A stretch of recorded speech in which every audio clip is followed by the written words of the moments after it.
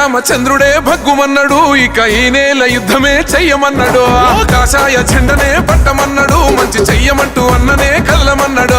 యుద్ధాలు చేసే జేగిత్యోల గడ్డ మీద మొట్టమొదటిసారి బీజేపీ జెండరా. పోతే బాణాలు అంటూ వస్తే గెలుపు అంటూ తెగించి నడిసే కొండ లక్ష్మణన్న చూడరా. నిన్న మొన్న ఏ జెండలున్నా ఇక పైన ఎగిరేది బీజేపీ జెండరా. ಮೂಡಲಕೆರೆನ ಸುದ್ದಿವಾಹಿನಿಗೆ ಸ್ವಾಗತ. ಇದು ನಿಮ್ಮ ವಿಶ್ವಾಸದ ವಾಸ್ತವ ಸುದ್ದಿಯ ಪ್ರತೀಕ. ಬಿಜೆಪಿ ಸಂಘಟನೆಗೆ ಹೊಸ ಚೈತನ್ಯ. ಯುವ ಮುಖಂಡ ಪ್ರಕಾಶ್ ರೆಡ್ಡಿ ನಿವಾಸದಲ್ಲಿ ಕಾರ್ಯಕರ್ತರ ಭರ್ಜರಿ ಸಮಾಗಮ. ಮುಳುಬಾಗಿಲು ಪಟ್ಟಣದಲ್ಲಿ ಬಿಜೆಪಿ ಪಕ್ಷದ ಸಂಘಟನೆಗೆ ಮತ್ತಷ್ಟು ಬಲ ತುಂಬುವ ಉದ್ದೇಶದಿಂದ ನಡೆದ ಮಹತ್ವದ ಭೇಟಿ ಕಾರ್ಯಕ್ರಮದಲ್ಲಿ ಕೋಲಾರ ಬಿಜೆಪಿ ಜಿಲ್ಲಾಧ್ಯಕ್ಷರಾದ ಓಂಶಕ್ತಿ ಚಲಪತಿ ಹಾಗೂ ಶೀಗಿಹಳ್ಳಿ ಸುಂದರ್ ಅವರು ಬಿಜೆಪಿ ಯುವ ಮುಖಂಡ ಪ್ರಕಾಶ್ ರೆಡ್ಡಿ ಅವರ ನಿವಾಸಕ್ಕೆ ಭೇಟಿ ನೀಡಿ ಕಾರ್ಯಕರ್ತರೊಂದಿಗೆ ಚರ್ಚೆ ನಡೆಸಿದರು. ಈ ಸಂದರ್ಭದಲ್ಲಿ ಜಿಲ್ಲಾಧ್ಯಕ್ಷ ಓಂಶಕ್ತಿ ಚಲಪತಿ ಅವರಿಗೆ ಪ್ರಕಾಶ್ ರೆಡ್ಡಿ ನೇತೃತ್ವದ ಯುವಕರ ತಂಡ ಭವ್ಯ ಸ್ವಾಗತ ಕೋರಿದ್ದು, ಕಾರ್ಯಕ್ರಮವು ಉತ್ಸಾಹಭರಿತ ರಾಜಕೀಯ ವಾತಾವರಣಕ್ಕೆ ಸಾಕ್ಷಿಯಾಯಿತು. ಪಕ್ಷದ ಪರ ಘೋಷಣೆಗಳು ಮೊಳಗಿದ ಹಿನ್ನೆಲೆಯಲ್ಲಿ ಕಾರ್ಯಕರ್ತರಲ್ಲಿ ಹೊಸ ಚೈತನ್ಯ ಕಂಡುಬಂತು. ಬಿಜೆಪಿ ಕಾರ್ಯಕರ್ತ ಹಾಗೂ ಯುವ ಮುಖಂಡ ಪ್ರಕಾಶ್ ರೆಡ್ಡಿ ಅವರ ಮನೆಯಲ್ಲಿ ತಾಲೂಕು ಪದಾಧಿಕಾರಿಗಳು ಮತ್ತು ಕಾರ್ಯಕರ್ತರು ಒಟ್ಟಾಗಿ ಊಟದಲ್ಲಿ ಭಾಗವಹಿಸಿ ಸಂಘಟನಾ ಬಲವರ್ಧನೆ ಕುರಿತು ಆತ್ಮೀಯ ಚರ್ಚೆ ನಡೆಸಿದರು. ರಾಜ್ಯ ಮಟ್ಟದಲ್ಲಿ ನಡೆದ ಕಾರ್ಯಕಾರಿಣಿ ಸಭೆಯಲ್ಲಿ ಕೈಗೊಂಡ ಮಹತ್ವದ ನಿರ್ಧಾರಗಳು, ಪಕ್ಷವನ್ನು ಗ್ರಾಮ ಮಟ್ಟದಿಂದ ಮತ್ತಷ್ಟು ಸದೃಢಗೊಳಿಸುವ ಕಾರ್ಯತಂತ್ರಗಳು ಹಾಗೂ ಮುಂದಿನ ರಾಜಕೀಯ ಕಾರ್ಯಕ್ರಮಗಳ ಕುರಿತು ಸಮಾಲೋಚನೆ ನಡೆಯಿತು. ಈ ಭೇಟಿ ಕಾರ್ಯಕ್ರಮವು ಮುಳುಬಾಗಿಲು ತಾಲೂಕಿನಲ್ಲಿ ಬಿಜೆಪಿ ಸಂಘಟನೆಗೆ ಹೊಸ ಉತ್ಸಾಹ ತುಂಬಿದ್ದು, ಯುವಕರ ಭಾಗವಹಿಸುವಿಕೆ ಪಕ್ಷದ ಭವಿಷ್ಯಕ್ಕೆ ಬಲ ನೀಡಲಿದೆ ಎಂಬ ಸಂದೇಶವನ್ನು ನೀಡಿತು. ಕಾರ್ಯಕರ್ತರು ಒಗ್ಗಟ್ಟಿನಿಂದ ಕೆಲಸ ಮಾಡಿದರೆ ಮುಂದಿನ ದಿನಗಳಲ್ಲಿ ಪಕ್ಷ ಇನ್ನಷ್ಟು ಶಕ್ತಿಶಾಲಿಯಾಗಲಿದೆ ಎಂದು ನಾಯಕರು ವಿಶ್ವಾಸ ವ್ಯಕ್ತಪಡಿಸಿದರು. ವರದಿ ಬಜರಂಗಿ ಚಲಪತಿ, ಮೂಡಲಕೆರೆನ ಸುದ್ದಿ.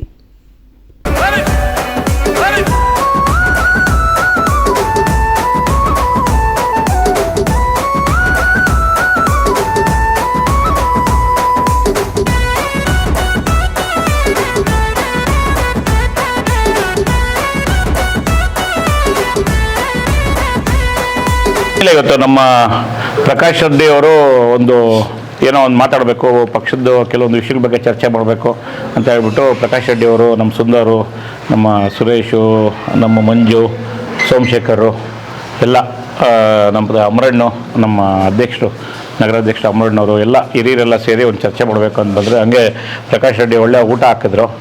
ಆ ವಿಷಯಕ್ಕೆ ಬಂದರೆ, ಇಲ್ಲಿ ತುಂಬ ಮೊದಲಿಂದನೂ ಬಿ ಜೆ ಪಿ ಸದೃಢವಾಗಿ ಬೆಳೆದಂಥವ್ರು 30-35-40 ಸಾವಿರವರೆಗೂ ನಾವು MLA ಕ್ಷೇತ್ರದಲ್ಲಿ ತೊಗೊಂಡಿದ್ರಿ. ಪಾರ್ಲಿಮೆಂಟಲ್ಲಿ 1 ಲಕ್ಷಕ್ಕಿಂತ ಹೆಚ್ಚು, ಎಲ್ಲ ಕ್ಷೇತ್ರಕ್ಕಿಂತ ಜಾಸ್ತಿ ಇಲ್ಲಿ ಬರ್ತಾಯಿತ್ತು. ಪ್ರತಿ ಪಾರ್ಲಿಮೆಂಟು ಎಲೆಕ್ಷನ್ಗಳಲ್ಲಿ ಕೂಡ ಇವತ್ತು ನಮ್ಮ ಮುನ್ಸಮ್ಮನವ್ರು ಗೆದ್ದಾಗಬಹುದು, ಮೊನ್ನೆ ಇವರು ಮಲ್ಲೇಶ್ ಬಾಬು ಅವ್ರು ಗೆದ್ದಾಗ್ಬೋದು, ಅದಕ್ಕಿಂತ ವೀರಯ್ಯನವ್ರು ನಿಂತಿದ್ದಾಗಬಹುದು, ಪ್ರತಿ ಸತಿನೂ ಇಲ್ಲಿ ಲೀಡ್ ಕೊಡ್ತಾ ಇದ್ದಾರೆ.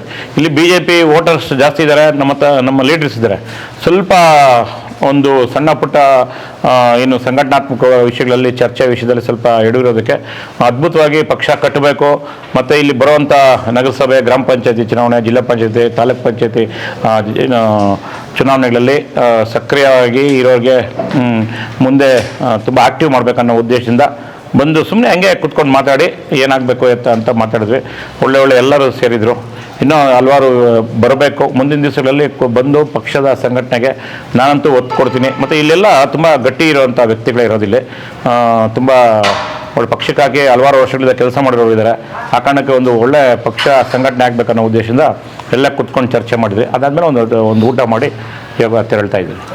ನಗರಾಧ್ಯಕ್ಷರು, ತಾಲೂಕು ಅಧ್ಯಕ್ಷನೇನಾದರೂ ಇಲ್ಲ, ಆ ಥರ ಇಲ್ಲ. ಸಂಘಟನಾ ಪರ್ವ ಅಂತ ಮೊನ್ನೆ ನಮ್ಮ ಜಿಲ್ಲಾ ಕಚೇರಿಯಲ್ಲಿ ನಮ್ಮ ನಂದೀಶ್ ರೆಡ್ಡಿ ಅವರು, ತಮ್ಮೇಶ್ ಗೌಡರು ಬಂದರು. ಇಡೀ ದೇಶದಲ್ಲಿ ಇವತ್ತು ಸಂಘಟನಾ ಪರ್ವ ಕಾರ್ಯಕ್ರಮಗಳು ನಡೀತಾ ಇದೆ. ಅದು ಏನು ಒಂದು ಸತಿ ಆದಮೇಲೆ, ನಾನು ಅಧ್ಯಕ್ಷ ಆದಮೇಲೆ ಪ್ರತಿ ಎಲ್ಲ ಕಡೆ ರೀಶಫಲ್ ಆಗುತ್ತೆ. ಯಾರನ್ನೋ ತೆಗೆಯೋದು ಬಿಡೋದಂತಲ್ಲ, ಸ್ಥಾನ ಪಲ್ಲಟ ಅಂತಾರಲ್ಲ ಆ ಥರ. ಇವಾಗ ನಾನೊಬ್ಬ ಯುವ ಮೋರ್ಚಾ ಉಪಾಧ್ಯಕ್ಷ ಸ್ಟಾರ್ಟಿಂಗು, ಆಮೇಲೆ ಹಲವಾರು ಜವಾಬ್ದಾರಿಗಳು ನಂಗೆ ಬಂತು. ಈಗ ಪ್ರಸ್ತುತ ನಾನು ಜಿಲ್ಲಾಧ್ಯಕ್ಷನಿದ್ದೀನಿ. ಆ ಥರ ತೆಗೆಯೋದು ಅಂತ ಏನು ಬರಲ್ಲ. ಅವರವರ ಅನುಭವ ಮತ್ತು ಅವರವರ ಇದಕ್ಕೆ ತಕ್ಕಂಗೆ ಅವ್ರಿಗೆ ಜವಾಬ್ದಾರಿ ಚೇಂಜ್ ಆಗ್ತದೆ. ನಾನು ಒಬ್ಬ ಕಮ್ಯುನಿಕೇಷನ್ಗೆ ಒಬ್ಬ ಜಿಲ್ಲಾಧ್ಯಕ್ಷ, ಆ ಥರ ಎಲ್ಲರಿಗೂ ಒಂದೊಂದು ಜವಾಬ್ದಾರಿ ಇರ್ತದೆ. ಅದರಲ್ಲಿ ಸಣ್ಣ ಪುಟ್ಟ ಸ್ಥಾನ ಪಲ್ಲಟಗಳಾಗ್ತಾ ಇರ್ತದೆ. ಆ ಕಾರಣಕ್ಕೆ ಒಂದು ಸಂಘಟನಾ ಪರ್ವದಲ್ಲಿ ಇವಾಗ ಪ್ರತಿ 3 ವರ್ಷಕ್ಕೊಂದ್ಸತಿ ಅಧ್ಯಕ್ಷಗಳನ್ನ ಬದಲಾವಣೆ ಮಾಡೋದು BJP ವ್ಯವಸ್ಥೆ. ಸೊ ಹಾಗಾಗಿ ಇವಾಗ ನಡೀತಾ ಇದೆ. ಕೋರ್ ಕಮಿಟಿ ಸಭೆ ಆದಮೇಲೆ ಅದೆಲ್ಲ ನಿರ್ಧಾರಗಳಾಗ್ತದೆ.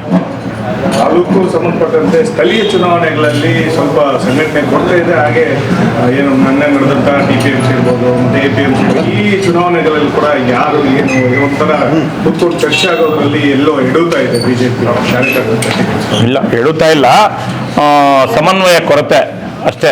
ಇಲ್ಲಿ ಹೇಳಿದ್ನಲ್ಲ, ಲೀಡರ್ಸ್ ಜಾಸ್ತಿ ಇದ್ದಾರೆ.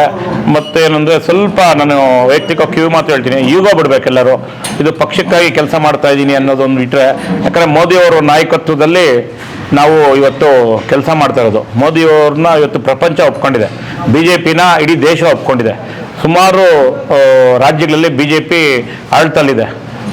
ಏನೂ ಇಲ್ಲ ಅಂತ ಆ ಕಡೆ ಕೇರಳದಲ್ಲಿ ನಾವು ಗೆಲ್ತೀವಿ, ಬಿಹಾರ ಗೆಲ್ತೀವಿ, ಅಸ್ಸಾಂ ಗೆಲ್ತೀವಿ. ಈಗ ಇದ್ದಾಗ ಕರ್ನಾಟಕದಲ್ಲಿ ನಾವು ಈ ಸತಿ 2-3 ಸತಿ ರಾಜ್ಯ ಆಳ್ವಿಕೆ ಆಗಿದೆ BJP. ಇಲ್ಲಿ ಕೂಡ ಓಟು 1 ಲಕ್ಷಕ್ಕಿಂತ ಹೆಚ್ಚು ಓಟ್ ಬಿದ್ದಿದೆ. ಯಾಕೆ ಮುಳಬಾಗಿಲಲ್ಲಿ ಚೇಂಜಸ್ ಆಗಲ್ಲ, ಯಾಕೆ ಕೋಲಾರದಲ್ಲಿ ಚೇಂಜಸ್ ಆಗಲ್ಲ? ಖಂಡಿತವಾಗಿ ಆಗುತ್ತೆ. ಆ ಕಾರಣದಲ್ಲಿ ನಾವು ಸಂಘಟನಾತ್ಮಕ ಕೂತ್ಕೊಂಡೆಲ್ಲ ಚರ್ಚೆ ಮಾಡಿ ಇದರಲ್ಲಿ ಈಗೋ ಸಮಸ್ಯೆ ಇದ್ದಾಗ ಸ್ವಲ್ಪ ಹೆಚ್ಚು ಕಮ್ಮಿ ಆಗ್ತದೆ. ಅದು ಬಿಟ್ಟು ಎಲ್ಲ ಕಾರ್ಯಕರ್ತರು ಎಲ್ಲ ಜಿಲ್ಲೆಯಲ್ಲಿರೋ ತಾಲೂಕಿಗಿಂತ ಮುಳಬಾಗಿಲಲ್ಲಿ ಹೆಚ್ಚಿನ ಕಾರ್ಯಕರ್ತರು ಲೀಡರ್ಸ್ ಇದ್ದಾರೆ. ಆ ಕಾರಣಕ್ಕೆ ಒಂದೆಲ್ಲರನ್ನೂ ಒಂದ್ಸತಿ ಕುಣಿಸ್ಕೊಂಡು ಒಂದು ವೇದಿಕೆಯಲ್ಲಿ ಬಂದು ಮಾಡಿ ಎಲ್ಲರನ್ನೂ ಸಣ್ಣ ಪುಟ್ಟ ಲೋಪದೋಷಗಳನ್ನು ಸರಿಪಡಿಸಿದ್ರೆ ಅದ್ಭುತವಾಗಿ ಮುಂದಿನ ದಿವಸಗಳಲ್ಲಿ ಒಳ್ಳೆ ಭವಿಷ್ಯ BJPಗೆ ಮುಳಬಾಗಲಿದೆ. ಮೈತ್ರಿ ಅದು ರಾಜ್ಯದವರು ಮತ್ತು ಕೇಂದ್ರದ ವರಿಷ್ಠರು ತೀರ್ಮಾನ ಮಾಡ್ತಾರೆ. ನಮ್ಮ ಪಕ್ಷದ ಸಂಘಟನೆಯಲ್ಲಿ ಮೈತ್ರಿಗೂ ಸಂಬಂಧ ಇರಲ್ಲ. ಸಂಘಟನೆ ಅಷ್ಟೇ ಇದು. ಸಂಘಟನೆ ಅದು ಮೈತ್ರಿ ಇದೆಲ್ಲ ರಾಜ್ಯದ ಅಧ್ಯಕ್ಷರು ಮತ್ತು ರಾಷ್ಟ್ರೀಯ ನಾಯಕರು ನೋಡ್ಕೊತಾರೆ. ನಮ್ದೇನು ಪಾತ್ರ ಇರಲ್ಲ ಅದರಲ್ಲಿ.